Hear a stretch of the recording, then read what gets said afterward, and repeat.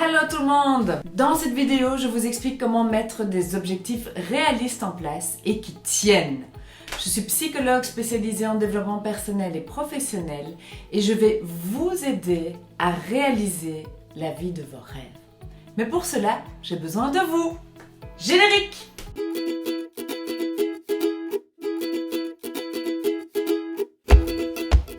Petite vidéo pour les retardataires qui n'ont pas encore fixé leurs objectifs de l'année. Mais est-ce si simple de définir des objectifs qui tiennent? D'ailleurs, généralement, on ne parle pas d'objectifs, mais de résolutions. En janvier, on est hyper motivé. Courant février, on se dit « je ferai ça demain ». Et courant mars, on se dit « je suis vraiment nul ». Car toutes ces résolutions sont tombées aux oubliettes. Et pour beaucoup d'entre nous, les années passent et passent et passent. Du coup, on ne voit rien évoluer malgré ce qu'on serait capable de faire. Et pourquoi? Tout simplement parce qu'on n'a rien à cirer, sinon on l'aurait fait depuis longtemps.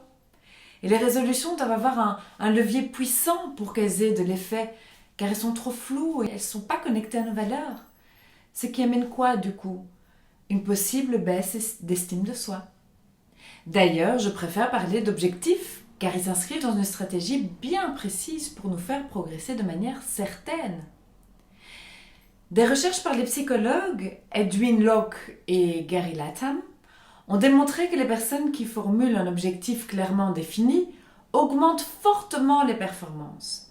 Des objectifs clairs permettent d'aller au-delà de la bonne résolution, car généralement, on garde son attention dessus et on se laisse moins distraire par d'autres choses.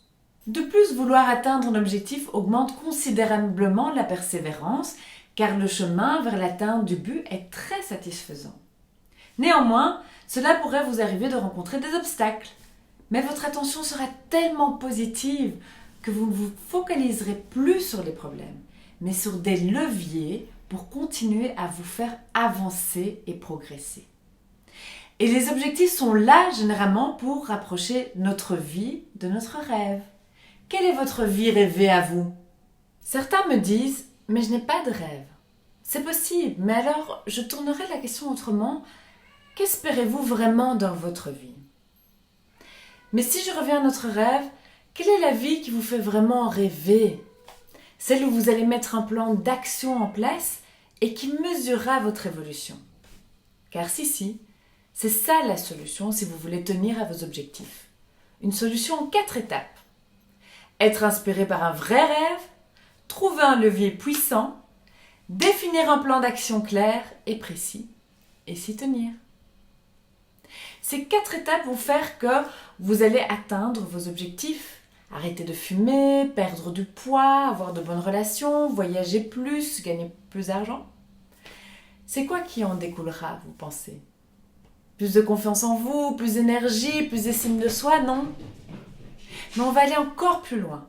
Avant de se fixer des objectifs réalistes, il est important de connaître nos intentions les plus profondes. Nos intentions sont généralement liées à nos valeurs. Donc prenez un temps maintenant pour réfléchir à vos valeurs. Vous pouvez mettre la vidéo sur pause. Quelles sont vos 3 plus grandes valeurs dans votre vie? La santé, la famille, l'amour, l'argent, votre bonheur, la liberté. Ensuite, donnez un chiffre d'importance de 1 à 3. À celui que vous avez donné le chiffre 1, serait-il donc lié à une intention profonde en vous et quel objectif pourrez-vous lui donner? Pour augmenter le taux de réussite d'atteindre vos objectifs, la façon dont vous allez les formuler compte énormément. Maintenant, trouvons la meilleure formulation possible pour votre objectif pour qu'il soit réalisé avec succès. Selon les recherches, un objectif doit être exprimé positivement, avoir du sens pour soi, être réalisable, être relié à une situation précise. Il y a 2 manières d'exprimer un objectif.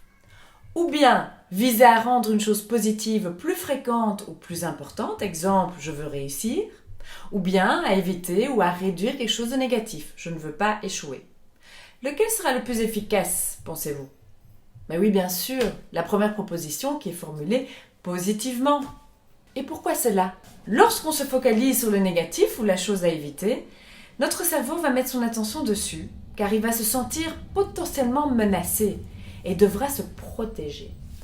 Et vu que toute notre attention est sur notre cerveau, et là-dessus, eh bien, notre cerveau sera moins focalisé sur l'atteinte de notre objectif. Pour rester en mode positif plutôt qu'en mode défensif, posez-vous la question, quel résultat positif ai-je envie d'obtenir? Que dois-je faire plus régulièrement ou intensément pour l'atteindre?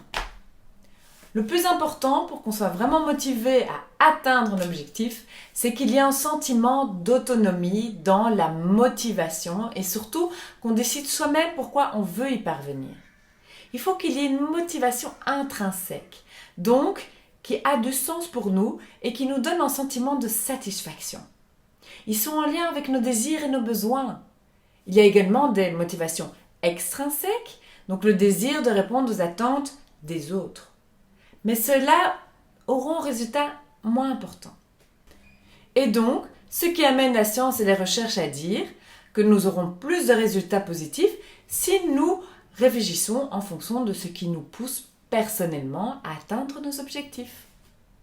Les études démontrent qu'on réalise plus facilement nos objectifs si ceux-ci sont réalisables et en petite quantité. Pour qu'ils soient réalisables, il sera plus facile de diviser votre grand objectif en petits objectifs.